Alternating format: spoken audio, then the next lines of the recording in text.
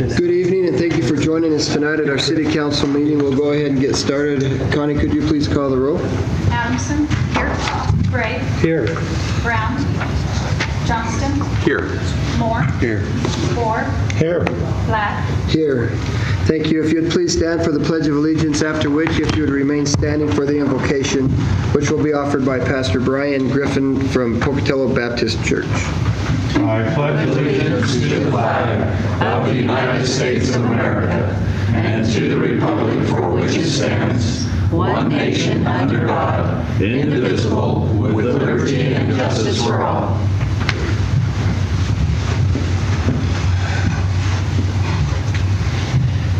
Father, Lord God, we come before you this evening, Lord. We want to, first of all, Lord, just thank you and praise you so much for the men and women who have given their time to this community in this regard, Lord, to help to run our city in a safe and appropriate manner.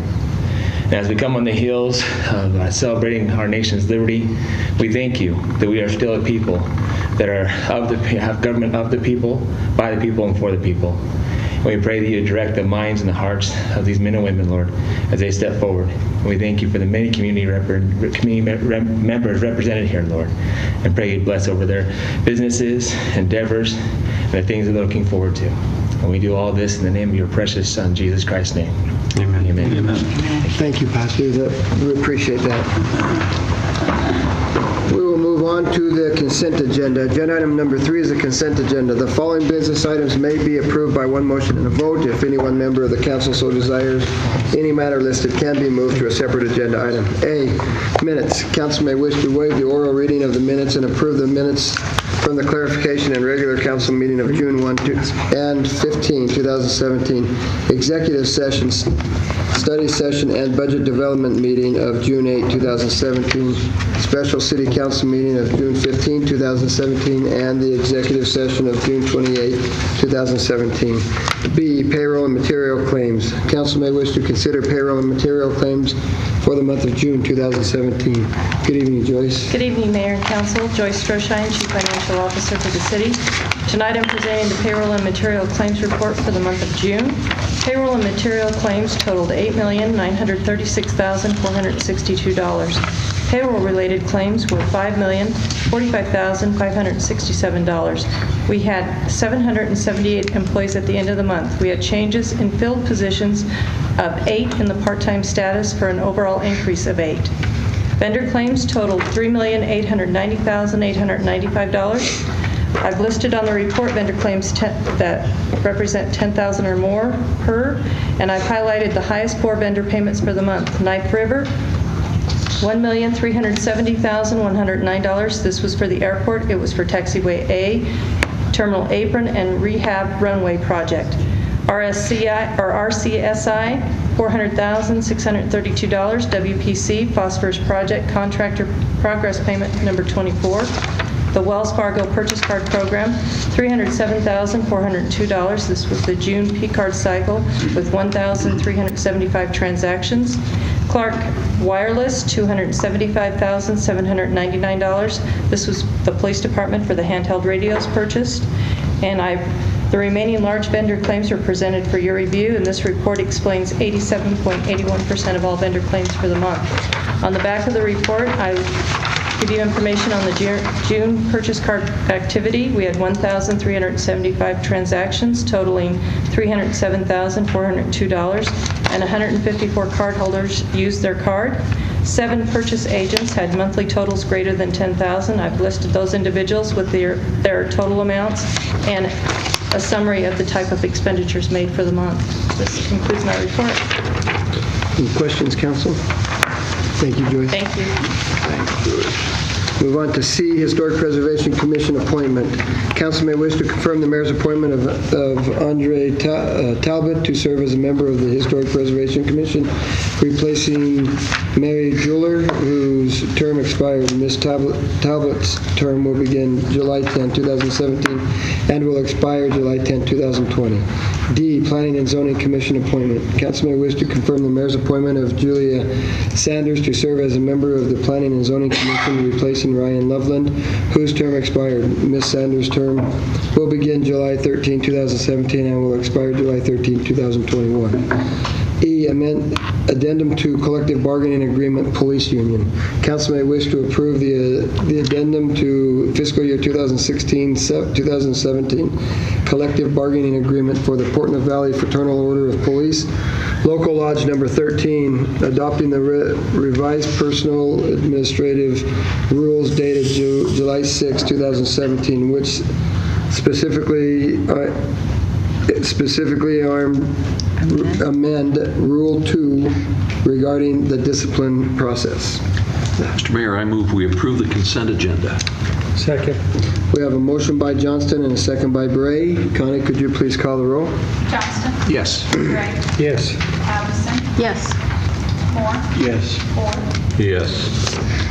Thank you. Agenda item 4, communication and proclamation. We have no proclamations tonight. And so we will move to agenda item 5 as a calendar review. Council may wish to take this opportunity to inform other council members of upcoming meetings and events that should be called to their attention. On July 13, 9 a.m. study session. July 20, 1 p.m. council study session clarification working lunch. 6 p.m. as a regular council meeting. July 7th through the 13th, Southeast Idaho Senior Games. July 8th, joint jaunt fun run at Bonneville Park. July 8th, free admission to Zoo Idaho, sponsored by Connections Credit Union. Discount admission to Ross Park Aquatic Center, and free movie in the lower Ross Park. Splash dance at Ross Park Aquatic Complex will take place on July 6th and 20th at 9 p.m. to 11 p.m. Summer concert series, Ross Park band concerts on Sunday evenings are from 7 to 8 p.m. Total Eclipse Town Hall meetings, all held at City Hall Council Chambers. July meetings will be the 11th at 8 a.m., hotels and motels. 12th at 3 p.m., restaurants and convenience stores. 15th at 10 a.m., public will be for the public. The 24th at 11 a.m., tow truck companies. The 28th, 8 a.m., restaurants and convenience stores. August meeting, we will have one August 8th at 6 p.m. for the public.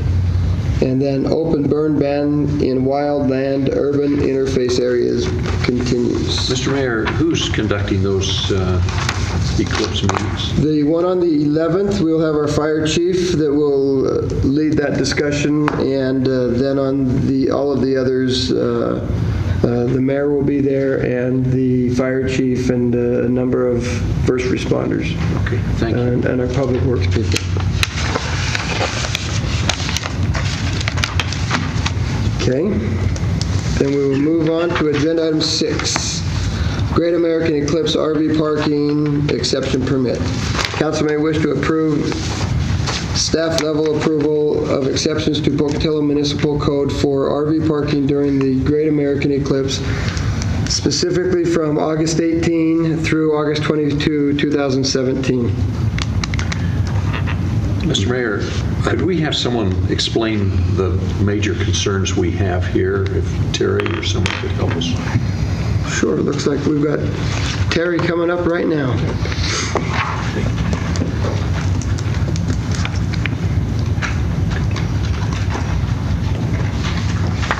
Good evening, Mayor and Council. Councilman Johnston, or I can just give you a brief explanation of what staff feels are our concerns, or else I can just kind of explain to you the process that we've gone through and what we're looking for. Well, the biggest concern I have is I hear people talking about from 50 to 500,000 people coming to Pocatello. What preparations are we making in addition to this? In addition to this, well, let me back up. For this, we're actually requesting that people that own kind of parking lots or any prepared surface apply for a permit so that they can basically rent out spots for RVs. They have to be on prepared surface. And our concern with that is leaking. We don't want anything leaking into the groundwater, so it has to be on a prepared surface. But also, in case of fire, we need to have it on prepared surface, and just kind of some safety issues that way. So that's kind of what we're looking at is, I mean, all of our hotels are full at this point.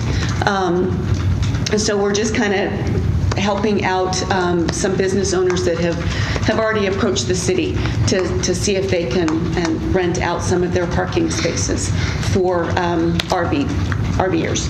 And then another thing that we have, Chief Gates has contacted the school district, Chief Marchand has contacted ISU, and then we've worked with John at Parks and Rec to have some of those parking lots kind of sequestered, I guess. I can't think of another word. So for in case of emergency, in case there's a backlog or that traffic has come to a standstill on the interstate and people just need to get off, they need to park, they need to be able to get out of their car, walk around, use some facilities, things like that, stretch their legs before they get back in their vehicles to travel on. And so we are reserving some of those publicly owned parking lots kind of in our back pocket, so to be able to use in case of emergencies like that. So does that answer your question? You did a great job. Now, how does this impact grandma and grandpa that want to let their children come home for that weekend and park a vehicle at their home? We would like for them to have a permit, just so that we can keep track of kind of everything that's happening. And that's twofold, so that we know what's happening currently, in case we do have emergency situations, but also so that we can know what we used.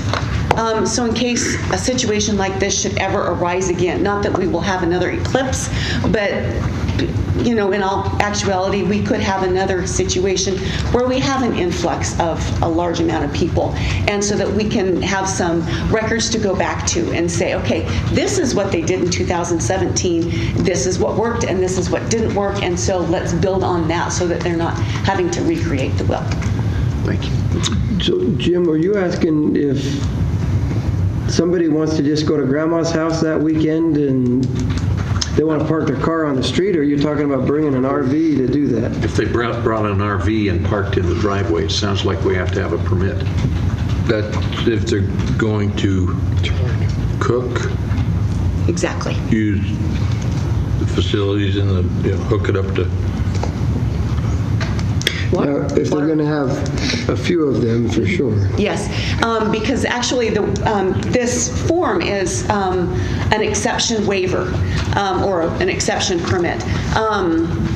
Because our zoning ordinance doesn't allow anybody to live in an RV, or it allows them to stay in an RV for up to 2 weeks in a calendar year, but they can't be hooked up to power or water, and they cannot cook in it. So this is what's... Well, I think it's really important that the public understand this, because I am sure there are a lot of people that are just going to invite people to come and not charge a fee. Yes.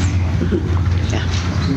Well, and that raises a question. We have, and it's not in this issue here addressing tonight, but we've addressed a fee associated with that, okay? Is that fee per unit, or, see, now that's where the inequity comes, because if I want my kids to stay on my property, they pay the same fee that somebody that puts 50 units in their parking lot. I think we need to address that. Because I can't feel comfortable with that inequity. I assume that if somebody's going to do it, like some of the places we've discussed, they're going to charge them to be there. Yes. Okay? But the real inequity is if I bring one in, I pay the same as the person who brings in 50. So a sliding scale? Well, it should be per unit, potentially. See what I'm saying? Okay.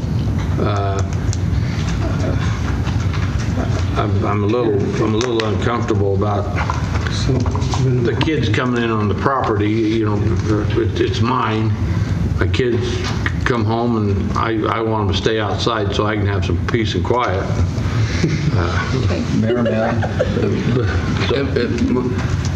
the exception that Terry's talking about was created by staff for the idea of, because we have had a request for 50 to 75 RVs parked in a parking lot. Right. And I can appreciate Councilman Orr's position regarding equities. We're also looking at the reality of logistics of trying to, if you invite your son and his wife to park their RV on your property, the reality is we're not going to have the resources to address that situation, and to be honest with you, it may fly under the radar. We're looking at it from the standpoint of the 50 to 75 or 100 or whatever, so that we can look, at least try to regulate how they're parked, so in case emergency services are called, we can get to that person.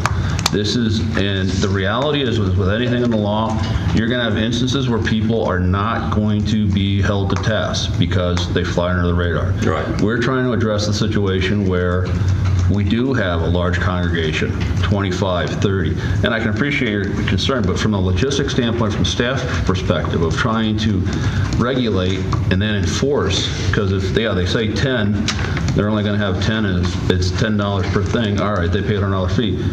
The logistics of us trying to regulate that at staff level is not insurmountable, but it's very hard to do. We actually did discuss that when we had the heads of the departments looking at that, and the consensus from your department heads was set one fee for the applications, minimize, one, the goal of trying to regulate this, but two, minimize the involvement so that we're not micromanaging, if you will. Well, So I think part of the intent, I think, was more for commercial opposed to Right. residential is what I think the intent was. well, if we have that More than understanding, anything, but again, you brought up the issue of enforcement and oversight, okay? And so if I've got 50, 75 units, and we've got to have somebody up there that's making sure that parking is correct, so if there's EMS access or whatever, that's going to take more time. So when we get to that point, I'd just like to make sure we have. Okay. I would like to also comment that one of the reasons why we wanted to have a form filled out so that people had to actually apply for it is so that we get away from people that have fields or pasture land and they just want to stack them in just as tight as they can.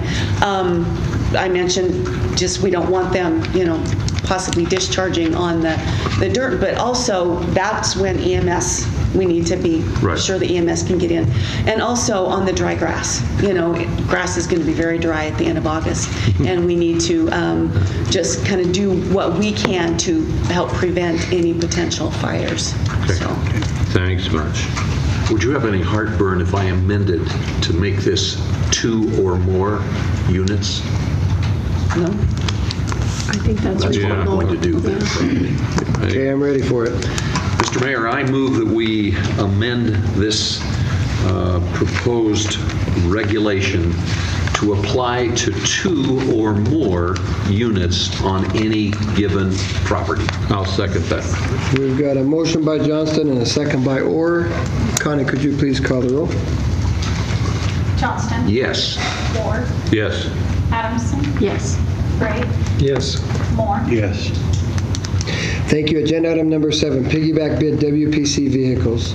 Council may wish to consider the recommendations of staff to piggyback on the state of Idaho bid for the purchase of 2 2018 Chevrolet 1500 LT pickup trucks from Smith Chevrolet in the amount of $30,998.57 each for a total bid of $61,977.14. The vehicle will be used in the Water Pollution Control WPC department. Funds for the purchase are available in WPC fiscal year 2017 budget. Councilman Bray? Mr. Mayor, I move that we accept this piggyback bid for the WPC. Second. We have a motion by Bray and a second by Johnston. Connie, could you please call the roll? Gray. Yes. Johnston. Yes. Adamson. Yes. Moore. Yes. Ward. Yes. Thank you. Motion passes. Agenda item 8, exception request for vendor sales beer permit, Pocatello Sports Committee. Council may wish to consider the following exception request from the Pocatello Sports Committee, represented by Mike Cowley, in regards to their annual Pocatello Marathon event to be held on September 2nd, 2017 at 9 a.m. through 3 3 p.m. in Lower Ross Park and on or around the streets of Pocatello. A, Pocatello Sports Committee seeks an exception to allow vendor sales and the consumption of beer in Lower Ross Park near the event finish line. The applicant will be required to meet all applicable city and state laws, submit required applications, pay the application fee, and provide liability insurance naming the city as an additional insured. And B, Pocatello Sports Committee seeks continued approval for annual event and associated exceptions to city ordinance in the future years, subject to the Parks and Recreation Director's review and barring any significant change or changes to the event. Mike, good evening. Good evening. Mike Callie, 1410 Kelsey Place, Pocatello, Idaho, 82201. Mayor Blad and City Council, it's a pleasure to be back here again for the 18th annual Pocatello Marathon. I think the great eclipse is taking a toll a little bit on our numbers this year. We're down slightly, probably about 100 to 150 runners. But the event is still on track to be at over 1,000 participants coming here, with right now about 30 different states are represented that are going to be here that weekend for the expo up at the Clarion Inn on Friday with packet pickup and check-in, and then events of marathon, half marathon, 10K, 5K, and then also kids races of 1 mile and 0.2. As part of our finish line activities, we do offer beer to our race participants. We have Tech Distributing as one of our sponsors, and we have a small beer garden there that we offer beer to those race participants and then also for sales to the general public. Hope not while they're running. Sometimes you need a nice shot to get through the Maybe race. so. Hey, Mike, what's the routing on this marathon? For the full marathon, what's the route? All the events start at their respective distances out along the course and all finish in Lower Ross Park. We stagger the start times with the marathon starting at 6:15 and then 8 and so on, so that everybody finishes about the same time, that 11 to 1 o'clock range down in Lower Ross Park.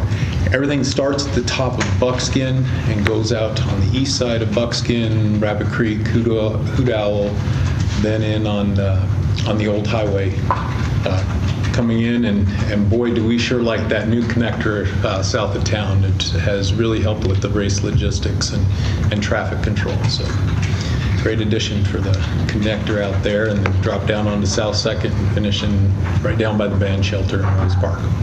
Well, hopefully by then we'll have a little place out there they can maybe behind that water or beer. I don't know. They do a great job. They've got a big, you finish and they keep you contained, and they don't let everybody else into the finish line there, and they hydrate you and feed you, and Mr. Mayor? it works. Mike?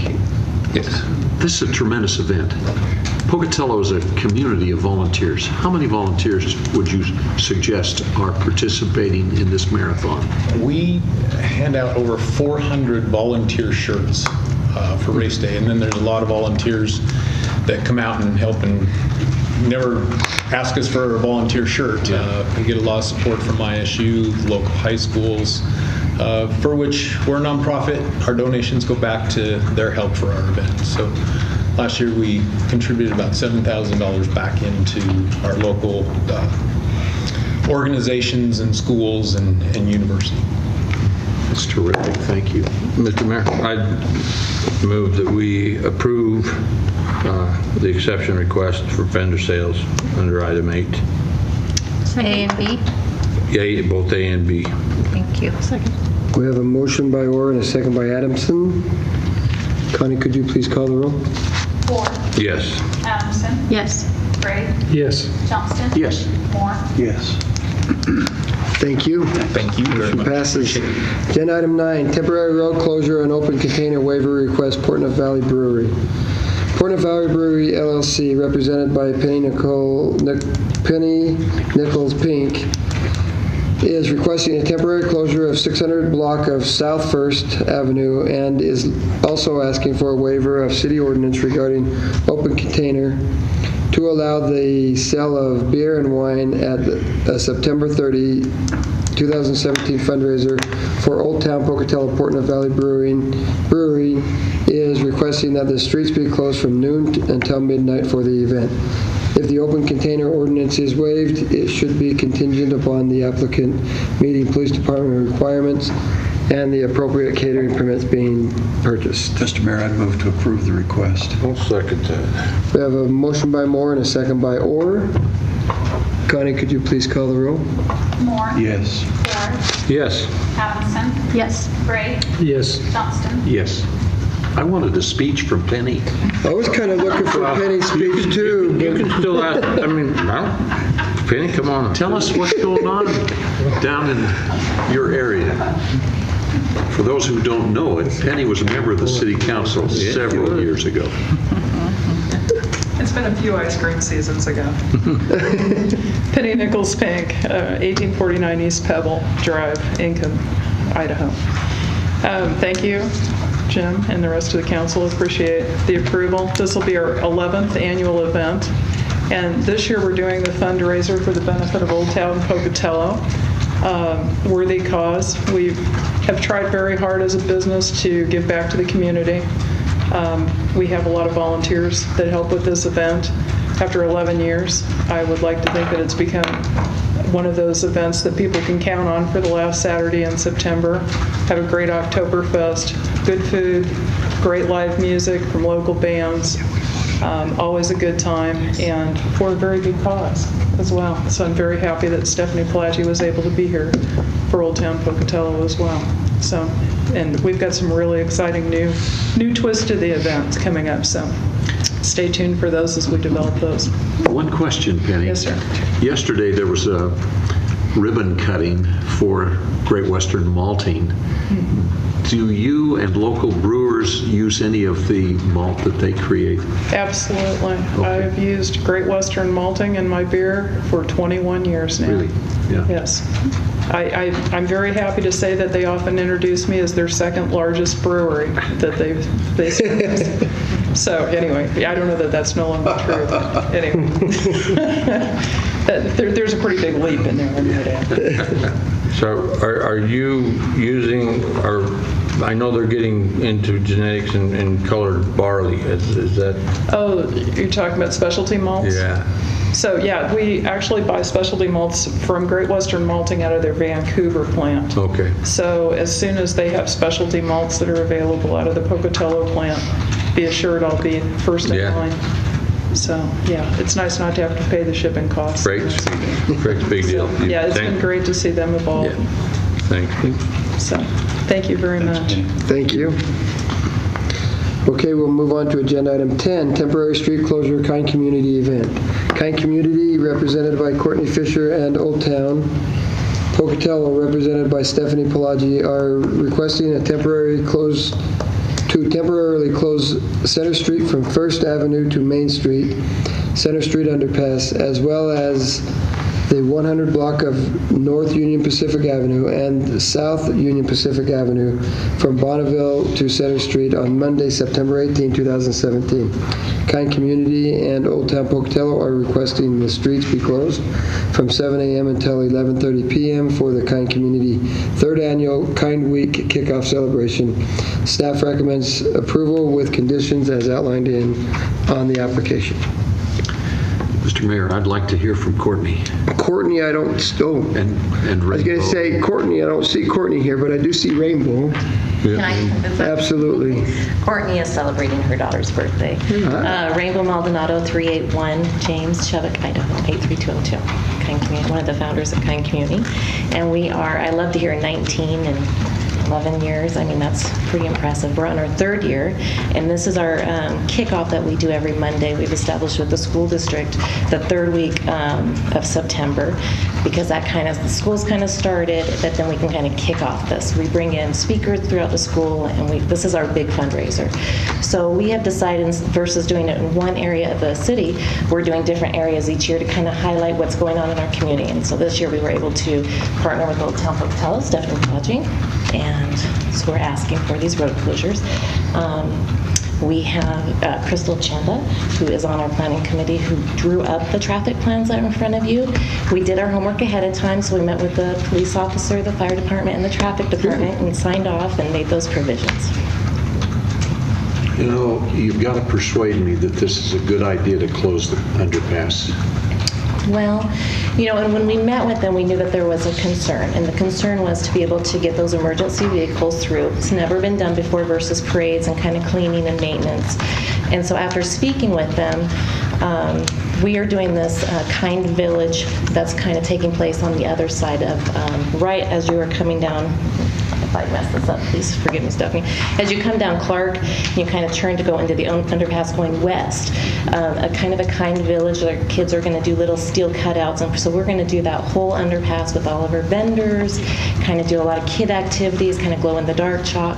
And as long as we have our 10-foot, is that correct? Emergency access, the police and the fire and they're all on board with it. They think it's kind of a cool idea. And then we can highlight that area too. There's grassy areas on both sides. We can highlight the dog park in different areas, and there's the parking lot. So we kind of strategically place that out for different reasons because we have a lot of kid activities that we do. So on your map, you show a darker brown and a lighter brown. I'm assuming that one of those, probably the lighter brown, is the access point? Correct. Or the access lane? Correct. Crystal Chanda, 1960 Kinghorn, Pocatello, Idaho. So I drew up the plan. I actually, taking the conditions into consideration, I've drawn up a new plan that addresses those. Can I give you the new plan? I'll just give you one and you pass it down. So the dark just highlights all the roads that'll be closed at the request of those who we met with. And I guess I should start that we appreciate them taking the extra time of meeting with us beforehand and making sure that our plan was fitting their needs and helping guide this along. The dark is what roads will be closed. There are more roads closed than we first recommended to be closed or thought needed to be closed, and then they said, let's close these, it'll make the traffic flow easier. So we did that as well. The orange are the required 10-foot emergency accesses. The location of those have probably changed from the plans that you have initially because they requested they be in the center. And that actually works great for us as well. So I did that plan to show that and met with everybody to make sure that it was working for all of them. And I guess just one more thing that I want to reiterate is Kind Community thinks it's really important that we focus on Old Town Pocatello. A lot of things are happening and there's not a whole lot that goes down there, and we'd like to bring that back. I've been speaking with Amerigo as well with the signage. So we have discussed having signage beforehand, beforehand, like even a week before with a billboard, kind of the electric one saying, hey, this is road closure on this date. So way before, during, and then after, and they've agreed to provide all the signs and work with us and have volunteers as well. We also recommended a shorter time period, and they thought it would be better that if the people knew it was closed on their way to work, they knew it would be closed on their way home to work. So that's why the long period of time. One recommendation for the future on your legend, I see you got the north symbol, but for future reference, when we do this again, I'm assuming we're going to do it again, is that you may put in the distances and that so that we know how much access city staff is requested and such. Yeah, we could do that, and I could provide you with that information. I do know that from Center Street to Gould Overpass, and then Center Street to Benton, just because that's going to be the main routes for EMS, is less than a mile each. So. Right, but the EMS that access is 10 feet wide? Yes. So they're requiring that? Yep. Right to the fire. I'm out of that game. Oh, They don't take the fire trucks. They don't take those big fire trucks under there. They had said they on most occasions use the Yeah, they go around. That it's overpasses. mostly the ambulance and Okay. police cars that use that.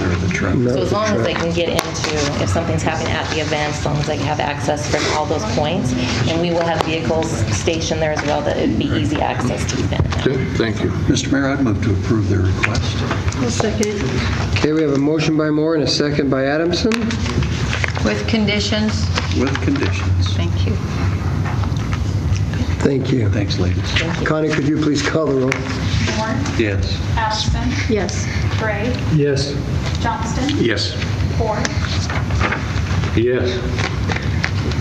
Thank you. Agenda item 11, Water Issues Analysis Agreement, Riverside Golf Course. Council may wish to approve and authorize the mayor to sign a professional services agreement with Bowen Collins and Associates Incorporated for a full hydraulic system analysis and identification of solutions for ongoing water issues at Riverside Golf Course for an amount not to exceed $15,800. If approved, funds for the analysis would be split equally between the golf CIP account 004-1308 and the Water Department. Adequate funds for the agreement are available in fiscal year 2017. Mr. Mayor, I'd move to approve the agreement. Second. We have a motion by Moore and a second by Bray. Connie, could you please call the roll? Moore, Yes. Gray, Yes. Adamson, Yes. Johnston, Yes. Ford, Yes. Thank you. Agenda item 12, Wastewater Treatment Agreement, City of Chubbuck. Council may wish to authorize the mayor to sign a municipal wastewater treatment agreement, which provides for the City of Chubbuck to continue discharging their wastewater into the collection system and facility of Pocatello for treatment and disposal. The previous agreement will expire July 4, 2017, and the City of Chubbuck wishes to renew for another 10-year term. Collection service system fees will continue to be paid according with the City of Pocatello's annual fee resolution. Mr. Mayor, Councilman Bray. I move that we authorize you to formalize this wastewater agreement with the city of Chubbuck. Second. We have a motion by Bray and a second by Johnston. Connie, could you please call the roll? Gray, Yes. Johnston, Yes. Adamson, Yes. Moore, Yes. Yes. Thank you. Agenda item 13, Idaho Power Public Utility Easement, City Creek Road. Council may wish to approve and authorize the mayor to sign, subject to engineering and legal department review, an Idaho Power and Public Utility Easement request at the west end of City Creek Road. Mr. Mayor, is the applicant here? Is there a representative from Idaho Power here? I'm not with Idaho Power. Okay. I've been working on the plat, record survey, and the legal descriptions. I'm familiar with the project. Okay. It'll be the next one to Yes. issue with. Yeah. Okay. Mr. Merrill? I'd move to approve this agreement with Idaho Power. I'll second. We've got a motion by Moore and a second by Orr. Connie, could you please call the roll? Moore, Yes. Ford, Yes. Adamson, Yes. Gray, Yes. Johnston, Yes. Thank you. Agenda item 14, private power service line easement on City Creek Road, Miller. Council may wish to approve and authorize the mayor to sign, subject to engineering and legal department review, an easement request for private power service line for Ron Miller. The easement will be 10 feet wide beginning at the west end of the City Creek Road and continuing west for 119 feet. Mr. Mayor, could staff come up and answer some questions on that if you got it? Merrill Quell, Public Works Development Engineer for the City of Pocatello. So we just approved one for Idaho Power. Is this the exact same property or is it? It is the exact same property owned by the City of Pocatello. Idaho Power's easement will take you to a certain point to the end of the cul-de-sac on City Creek, and then from that point it will continue on that 119 feet to private property, which will adjoin another easement on the private property. Okay. So this is beyond the easement we just approved? That is correct. Okay. All right. Thank you. Is the applicant here? We've got a representative from the applicant, it looks like. Okay. I'm Sean O'Brien. I work with Rocky Mountain Engineering and Surveying. You can find us at 600 East Oak Street here in Pocatello. Was it Sean? Sean. Okay. Well, thank you for being here. My question is this is city property and easement for a wireless tower? It's going to be a buried power line to get to the wireless tower. Okay. So, I mean, this ends up being 1,190 feet on the easement. Would the applicant or the business, would they consider a lease on that property? I can't speak to that. Okay. It's our understanding that an easement was what was required, so that's what we've been working towards. Yeah, but again, like with Idaho Power, it's a federal utility or whatever they are, and it falls. But this is a private business, okay, and so that, in my mind, is no different than me as a citizen wanting to get an easement to run power to my property, and the easement then runs beyond the city limits of Pocatello, does it not? It runs to a neighboring parcel that is not owned by the city of Pocatello. So here's the dilemma: you're the engineering firm. You can't speak for Mr. Miller, but I'm so inclined to ask for an agreement of some sort. And again, I would approve this with the condition that staff negotiates with Mr. Miller a reasonable easement or lease of some sort for a certain period of time, 10 years, to be renewed or something. Other than that, I don't know that I, in good conscience, could just allow, because once that easement, I mean, the city can put things up on top of it, I guess, on top of the ground. With the way the easement is worded, I believe that is correct. But if they wanted to dig or anything like that, then it becomes problematic with the power lines there. Right. With it being only 10 feet wide, there's plenty of room to the south of where the easement is going to be located to install additional facilities if needed. We had originally went with a 20-foot wide easement, but the city said 10-foot wide would be preferable, as it's just one power line. Right. I guess the reason I was just with a business today that was talking about trying to develop some area, and again, this area is not as valuable as this area I'm in discussion here. But again, that ground then becomes worth something. It may not be $4 to $6 or $8 a square foot, like on maybe Yellowstone or something. But so I would make the motion that we approve this with the condition that staff negotiates a reasonable lease or purchase or what was recommended by legal, and then come back to us with the lease. It's my understanding that we could approve this with those conditions, and then we'd have to prove the lease value, wouldn't we? Anytime you have a lease, you'd have to have the lease approved. Yeah. That would be my motion, is that we approve this easement with the condition that Rocky Mountain Engineering or Mr. Miller or both work with staff to come up with a reasonable valuation on a lease or that. We do that at the airport, we do it in other places, so on leasing city property. So that is my motion. Okay. Second. We have a motion by Orr and a second by Adamson. Okay, a question. Do you think that deters commerce in any way? No, not typically. I wish we hadn't.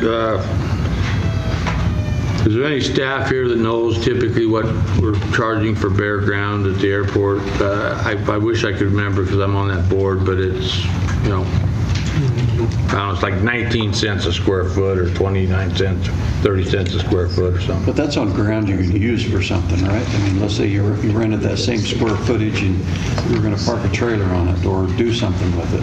To me, this is a little different. Well, I understand. It's still city property that now is being used for a private entity that the city then we tend to stay away from it for.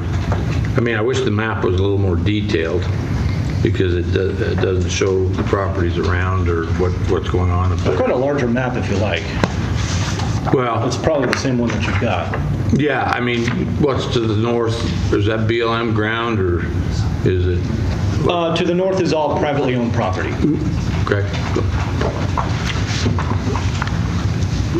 Did Merrill have a comment? Oh, Just going to say the same thing, privately owned property. We got a motion. We have a motion on the floor. Is there any other discussion? Connie, could you please call the roll? Ford, Yes. Adamson, yes. Gray, No. Johnston, No. Moore, Yes.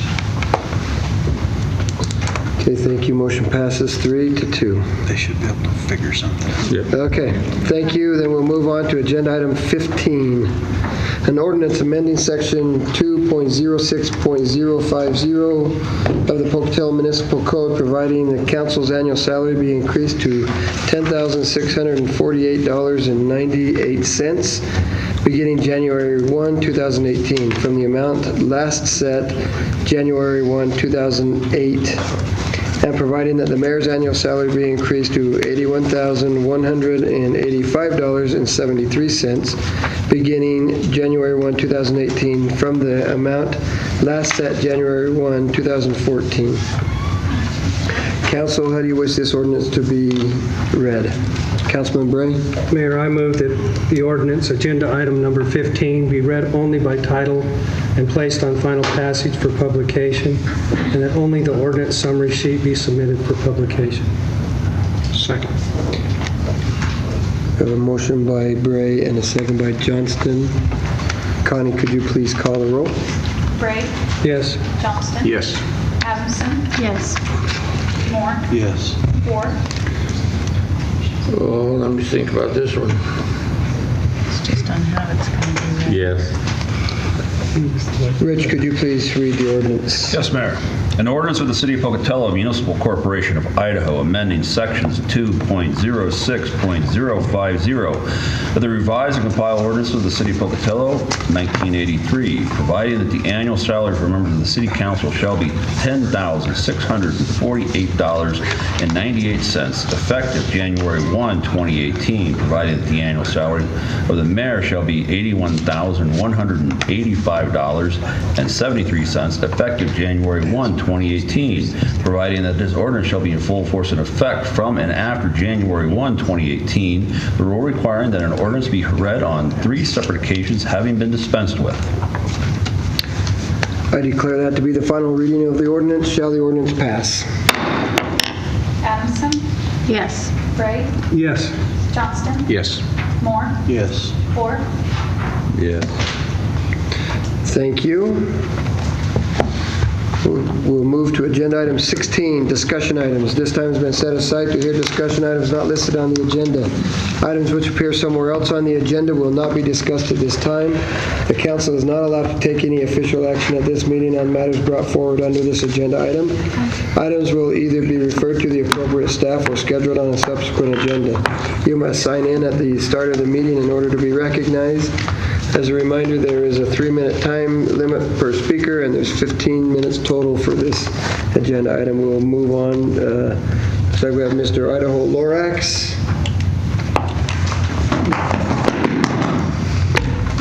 Just want to remind you how to run for your life. It's important. I'm going to just tell you a story today. Back when the mayor and me were pretty good friends, and there was hearings here in Pocatello, and we were all trying to get some help for our uranium contamination here in Pocatello Valley. And some of you were not on the council, I believe, then, but Brian was there, and Chubbuck. Remember that meeting, Brian? Suffolk years ago. Been a lot of meetings. Yeah, but this one was, memorable for me because when I let the EPA, because everybody was feeling a little down and nobody was getting anything, and I reminded the EPA that I submitted my Superfund pilot sites for Pocatello, and they acknowledged it in there for everybody. And Ryan came up to me and you shook my hand. That was the first time you shook my hand and said thank you to me for what I had done. So we're going to just take a look now of that Superfund, one of those Superfund sites that is down there in Hallowell Park area. And so we had some events there that I talked to the Bengal Foundation, met with them in their office there at the county building.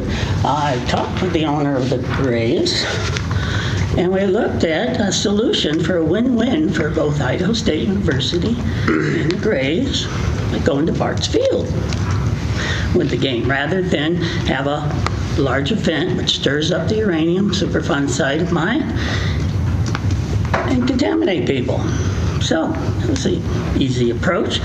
But what happened last Friday, June 30th? Well, Bayless got his raise. Part of his obligation, he had to go to this game, make it look like it's okay. But he didn't know about that Superfund site either, even though I have met with part of his team. So he was there to give the pitch, So there we were, nice day. Signs were even up, some of them, though some of them were taken down. Mr. Steve, he asked about signs one time. Yeah, there was signs up there. So people filled the uranium site, kicking all the dust up, spinning their tires in the dirt. And it wafted. Didn't blow like over to Wyoming. It just wafted, like being the second car on a dirt road in Idaho on a dry summer day.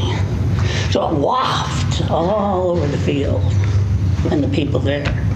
And didn't stop there. It wafted over to where the school district had the Relay for Life move their event from a certain place to there. So they too got. Thank you very much. We appreciate it. Thank you. Great story. You should read With about it. that, we don't have anybody else signed up for agenda item 16, so thank you very much. We are adjourned.